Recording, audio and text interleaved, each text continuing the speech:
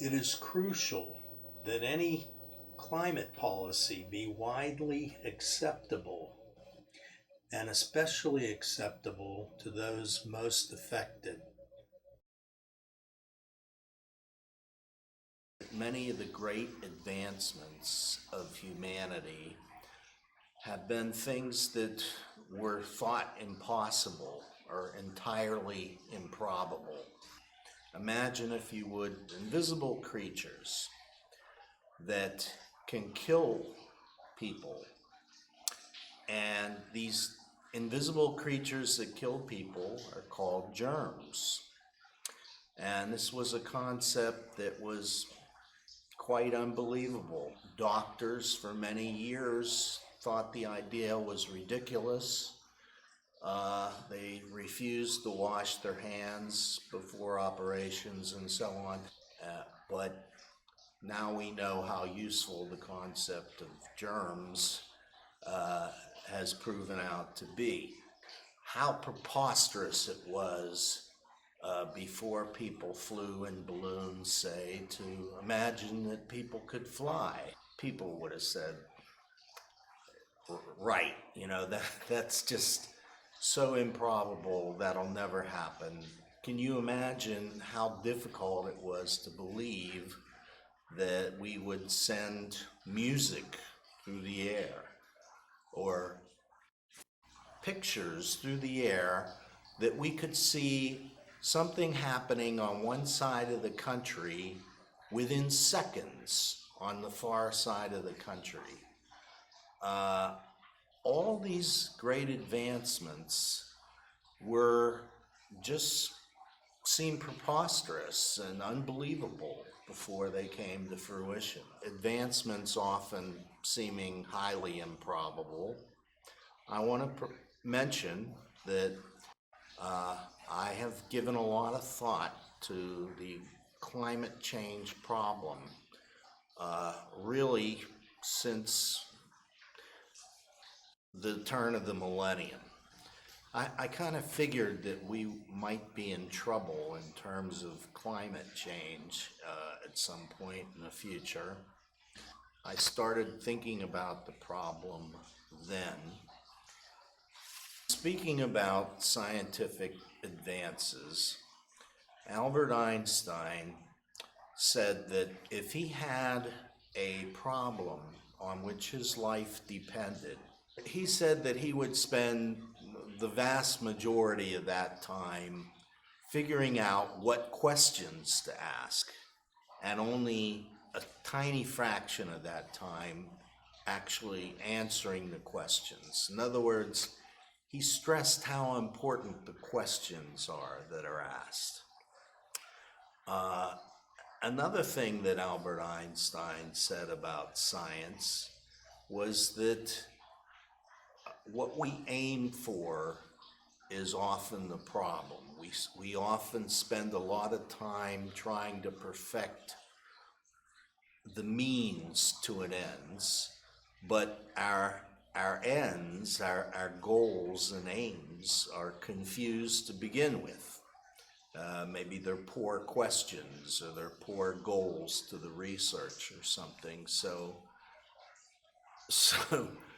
the results that you'll get will reflect that poor aim. And why I mention these Einstein concepts about how important questions are and what you aim for is that I believe that with the climate change situation today, that it's very unsatisfactory, and you have basically fossil fuel communities and investors and owners and many employees and people who live in regions that are very economically dependent on those industries as they are. You have them on one extreme, and you have environmentalists on another extreme who want to limit our emissions because we're changing the composition of the atmosphere in such a way that it traps heat. The warming effects on the climate of the earth and that destabilizes our typical weather patterns that are conducive to life and threatens to destabilize them further with greater storms and more intense storms, many disasters looming in the future. And so we have these people who want to shut down the fossil fuel industry as it is, or limit it very greatly and phase it out quickly in order to get these emissions lowered. And right now, these two extremes, and a lot of people are in doubt. Sometimes they think maybe climate change doesn't exist, or they think it does exist, but it's a natural thing, or they think, yes, maybe humans are throwing it out of whack, but what can we do about it? Nothing. And politically, one side or the other gets their candidates in office and they push, but it's so divided that neither side can totally and finally have their way. The fossil fuel people will have more and more suits, more and more storms, almost certainly, to deal with, uncertainties about their businesses going into the future, and being hounded by environmental groups and opinions. And the environmentalists are frustrated that there's no action and that the world is endangered. A lot of people are concerned, is the world endangered? Is our climate destabilizing in ways that will be irreversible? So Einstein said we need to ask good questions and we need to have good aims. I believe that these two extremes of political opinion that are currently deadlocked in kind of a stalemate that neither side can be satisfied with fully, that they are looking at this like it's a zero-sum game where for one side to get their goals, the other side has to be deprived of their goals. And it's like, you know, if we're winning the argument or the debate, you're losing, and vice versa. And neither side can get their goals, have been able to reach their goals in a permanent and fully satisfying way. Whereas the approach, the framework that I've developed thinking about global climate change and policy that can deal with it in a really satisfying way, is that both sides need to expand their aims. And counterintuitively, if they include the other extreme's goals as part of their plan and their goals, then they're more likely to reach their goals. It may seem unlikely that accommodating the other side's goals is going to help you reach your goals. I'm talking about their fundamental real goals, the heart of their goals, their essential goals, not superficial goals that they come up with that they think is a means of getting to their goals in opposition to the other side. I'm talking about really their fundamental goals. And I'd like to give you a football analogy that a lot of people will be able to relate to. Imagine yourself about halfway down the field towards your goal, and you've got about 8 big guys in front of you. And now, do you want those guys to be on the other team trying to thwart you from getting to that goal? Do you want them to be doing everything they can, seemingly to thwart you? Or would you like those 8 guys in front of you, ahead of you, towards that goal to be on your team? And I think it's as simple as that. When you don't have opposition in front of you, you're so much more likely to get to that goal line. And the framework and the plan that I'm going to describe in detail herein, as long as it doesn't go against their fundamental, most cherished goals and real goals, we can get both sets of goals, puts us on the same page. It eliminates our opposition to getting to the goal, no opposition between you and your goals, and you're much more likely to get to your goal. My framework and policy plan, it's not meant for team fossil fuels. It's not meant for team climate alone, neither of these 2 teams alone. It is putting both these teams on one team, Team America, and instead of going for one set of goals or another set of goals, we're going to go for both sets of goals.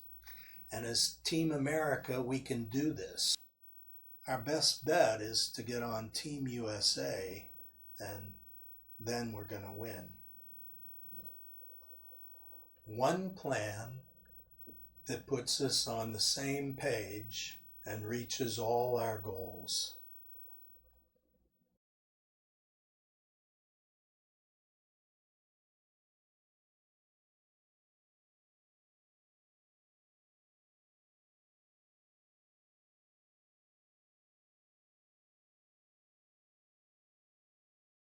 I believe it's possible for both sides to have their goals achieved through one well-designed policy.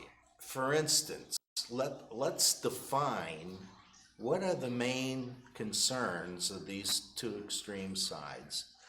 I would say that the fossil fuel viewpoint, in a way, if I may simplify it and summarize it a bit, would be that they want their businesses and their livelihoods preserved, and they want their communities preserved. They don't want their coal town or their oil town decimated by unemployment, by having the only big business in town or the dominant business in the region shut down.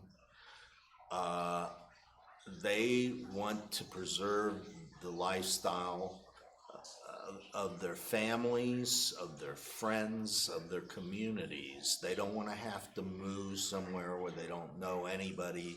They want to live in the communities they're in. They've settled in. They don't want to see their stock lose its value. If they're invested in fossil fuels, they don't want to see their business go bankrupt. They don't want to have to lay people off, put them out of work, have their families suffer that. And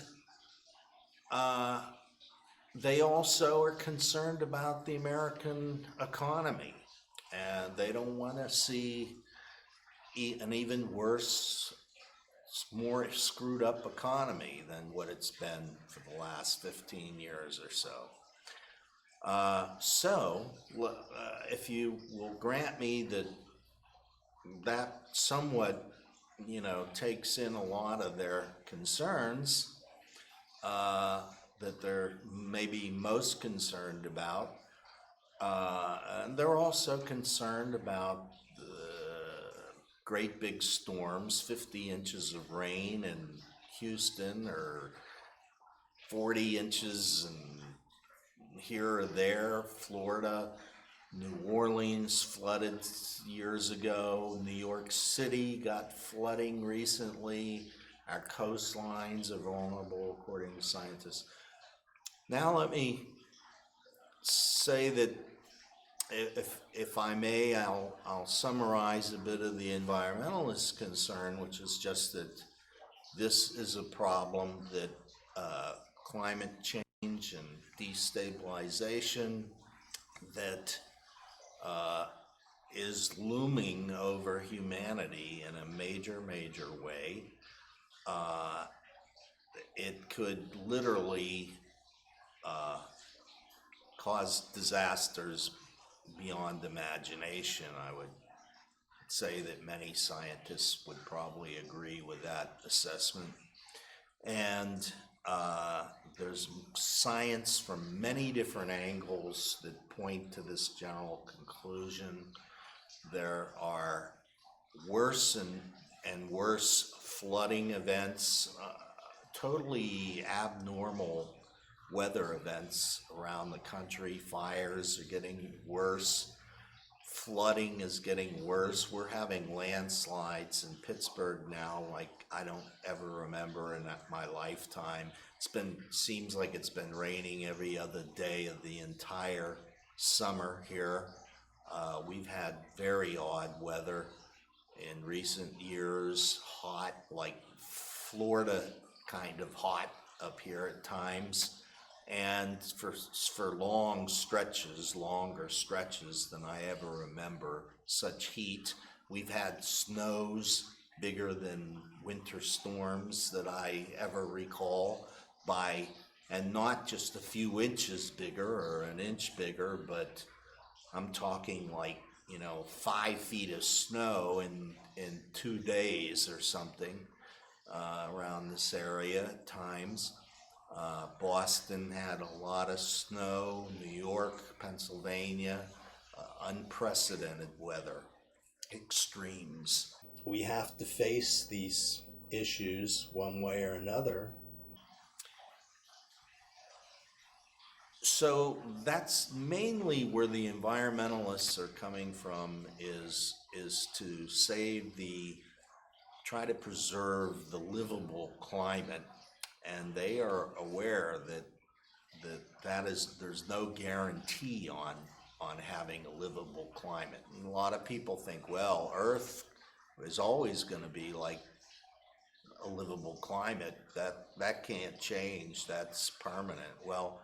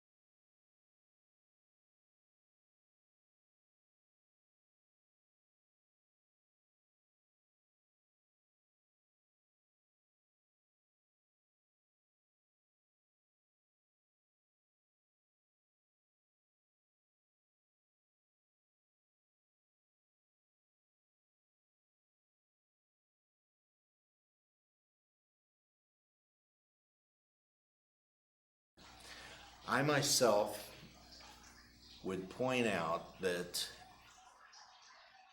if you look at planets and stars and things, so far we have yet to find life to any major extent on so many of these other balls up in the sky.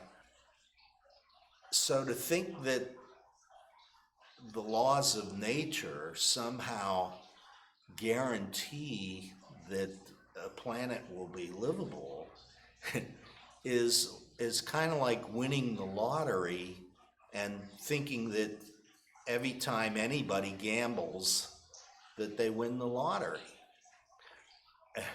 It's pretty rare, and I think that speaks to how easily things can go wrong and be inhospitable to life.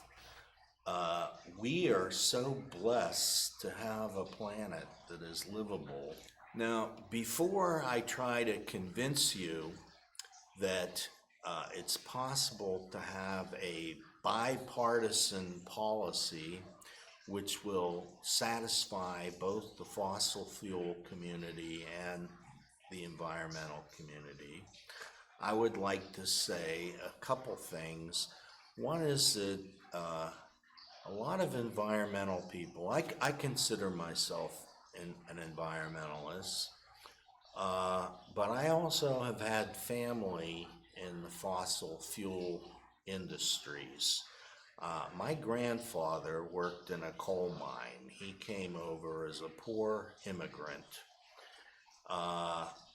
and he worked in a coal mine his whole life. I've also had an uncle who I was very fond of who also worked in a coal mine. And I know that fossil fuel people are generally just good people. They're not people who don't give a damn about the world. And those are honorable professions. It's very easy to say that they should make sacrifices to be on the right side of history. It's very easy to say that they should be willing to give up their livelihoods or their wealth or their businesses or their communities, and that all in order to save the world, and that the whole burden of saving the whole world should be on them. Now, we've all benefited from fossil fuels. Fossil fuels and the economy often work hand in hand. The more energy that we have, energy is even defined somewhat as, or in one way, as the ability to do work, and it feeds into the economy in a big way.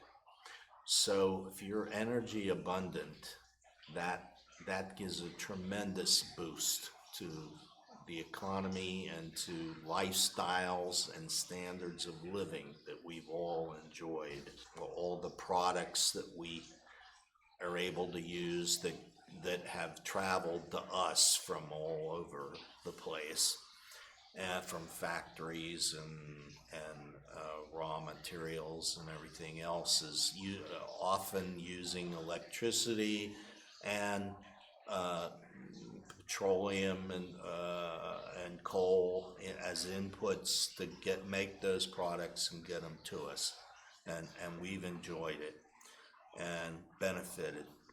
So the fossil fuel industry, it's really not fair. We can talk about economic justice, but there needs to be fairness in dealing, not putting the entire burden of transforming our whole world economy on the fossil fuel people's shoulders and have them bear a disproportionate financial burden for the whole world. So early on in my thinking about what would be a solution to climate change, what would be a good policy, I started thinking, how can we spread the burden a bit fairly amongst everybody? And I wasn't sure how to do that, but I did start to think we need to make it so that fossil fuel people, fossil fuel communities are not hurt. Because practically speaking, if they feel like they're going to have the disproportionate burden and be the fall guy for the economy, then they're going to defend their own livelihoods and their own wealth politically and legally and so forth.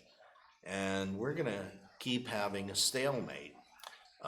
They are a political force, and there are enough people who are dependent on fossil fuels and reluctant to see those industries decimated, that we're going to be stalemated for too long to deal with the climate change problems if we don't address this head on and come up with policies that are fair and equitable and spread the burdens. Everybody's benefited. Everybody's going to have to chip in to fix this. Like when you think of the theory of relativity, and we always hear E equals mc squared. And and I wondered, is that the whole theory? And it's not. That's one part of Einstein's conceptions. But E equals mc squared is the equation that we are all so familiar with. And I thought, if there's one thing that I want to really get people to remember about designing policy for global climate change, the success in lowering emissions is going to be a function of the fossil fuel communities accepting the policies.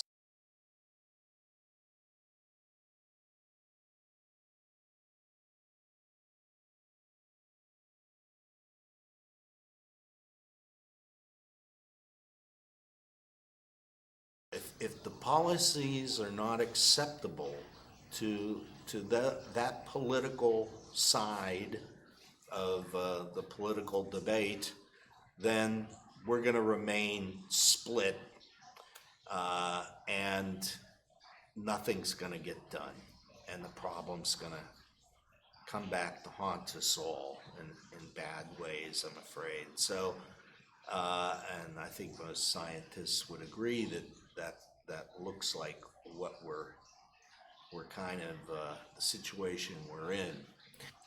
So I've defined some of these, what we should aim for. I have developed a framework for policy regarding climate change that I think could satisfy the whole broad range of opinions. Whether you think climate change is, maybe or maybe not, maybe it's beyond natural cycles, maybe it's man-made, but what can we do about it?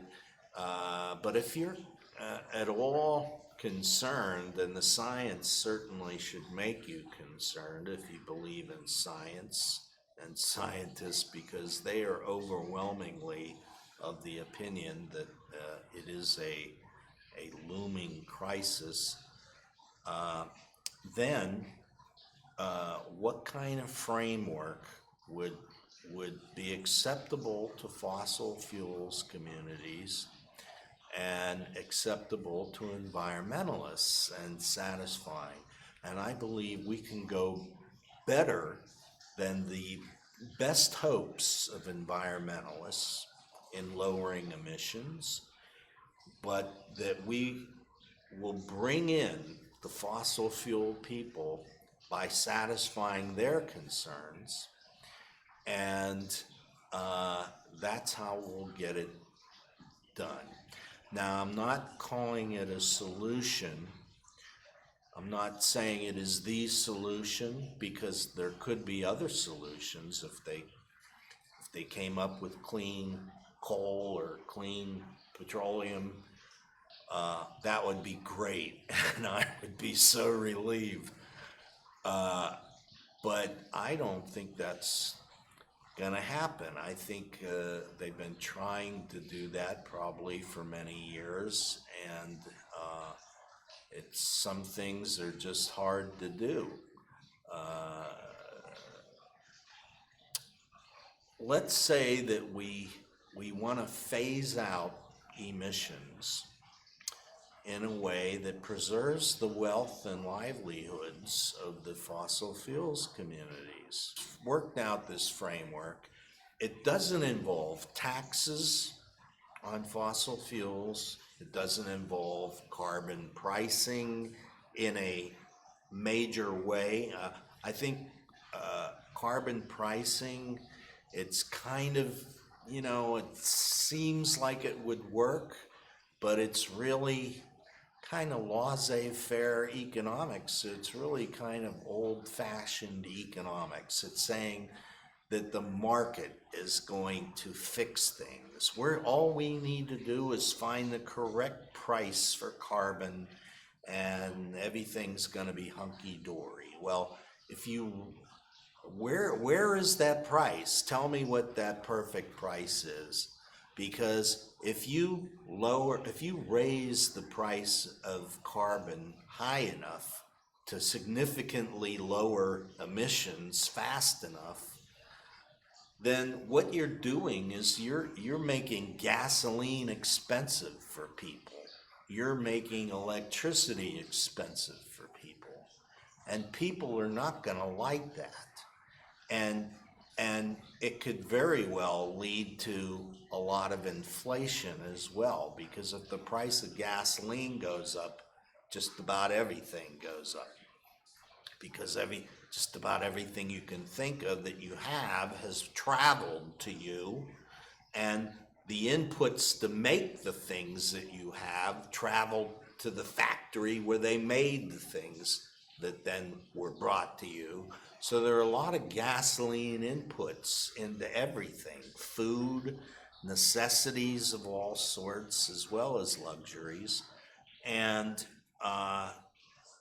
if you raise the gasoline price up enough to really make a major dent in emissions, yeah, you will cut down on eventually on the consumption of gasoline if you raise that up high enough. But you're going to have a political debacle. You're going to have people voting against those politicians who want those taxes. I mean, we just had people vote in an administration that has denied that climate change exists or that it's a problem. We've had about half the country voting for people who have not espoused climate change policies, or that is a major issue. So to think that you're going to politically somehow get prices to go way up and have people satisfied with that and have the economy be okay with that. So I think it's unrealistic. And carbon pricing is not a new idea. This is an idea that's been around for like 30 or 40 years, and it's still not enforced.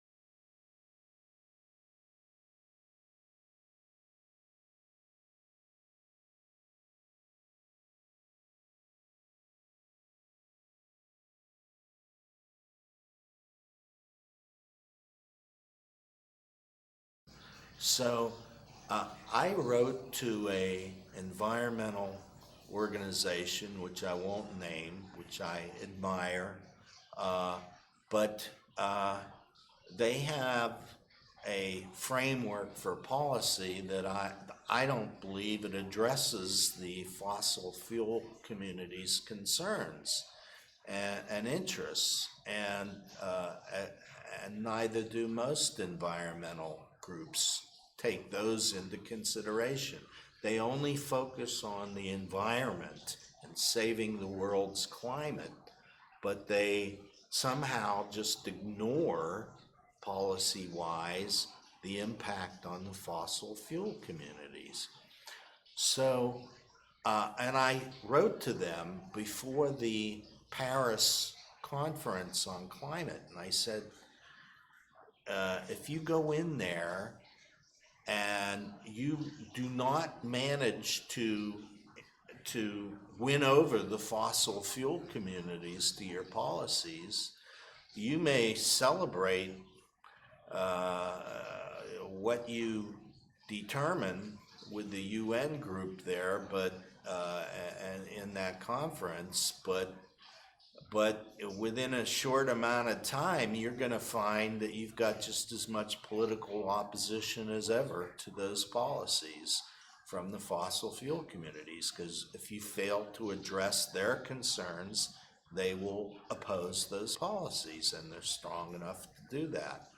So,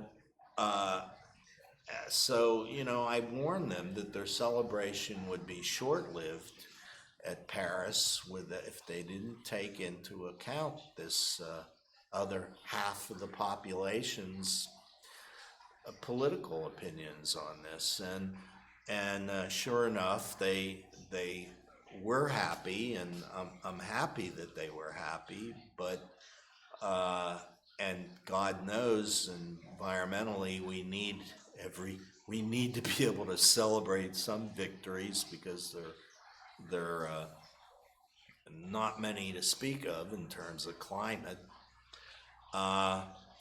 But in the next year after the Paris conference, Donald Trump was elected president, and the United States withdrew from the, or at least it has given a lot of publicity to withdrawing from that agreement, and is kind of discounting the climate as an issue and not discussing it and ignoring it, and our things are getting worse.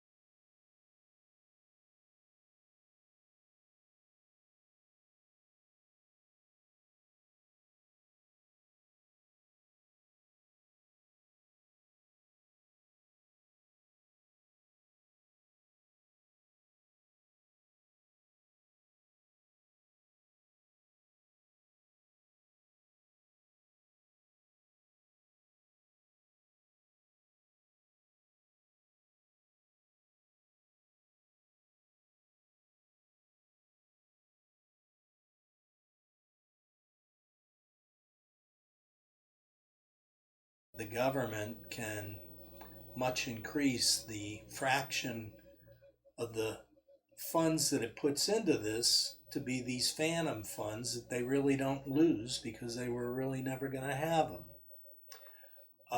And they can minimize then the amount of cash we would need from the defense budget and from bond sales.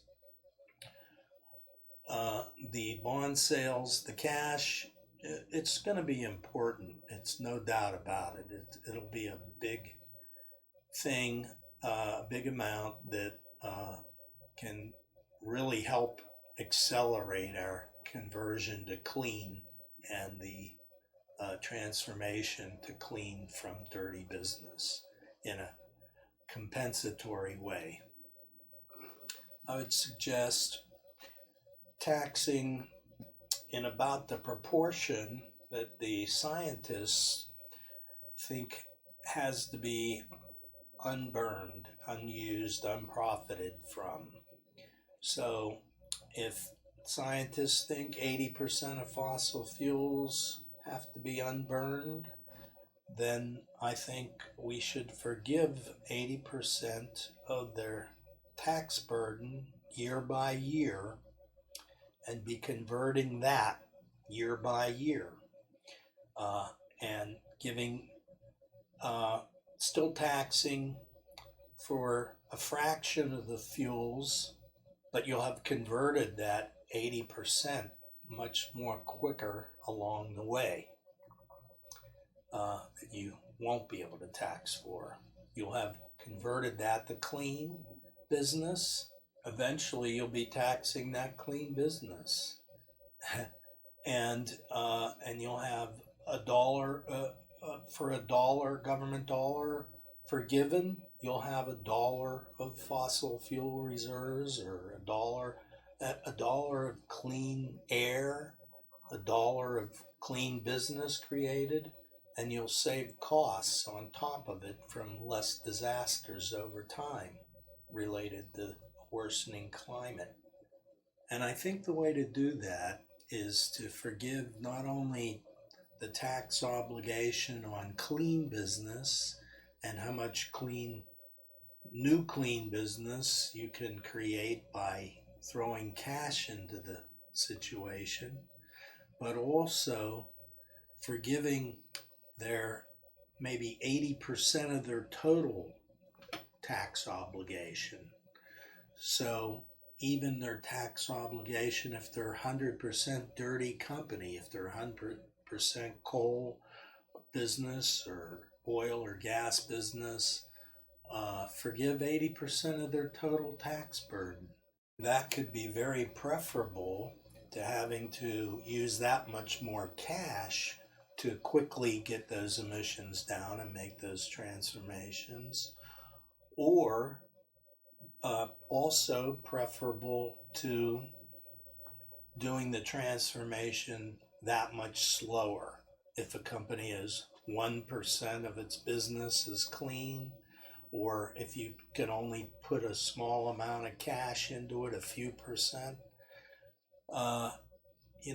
that will be a much slower transformation over time, maybe not enough to save our climate, compared to maybe them having a total tax obligation that is much larger on their dirty stuff that we can forgive, but then still motivate that fossil fuel company to do the transformation, and the government's still getting a bargain on it. If we're looking to convert 80% of their ongoing success with their business, and we want to generally keep 80% of the fuel reserves unburned, then it would probably make sense to be forgiving 80% of their tax burden year by year. And then we can convert that immediately, have them convert that immediately, or as soon as possible, into clean assets for themselves. So we're making that conversion much quicker.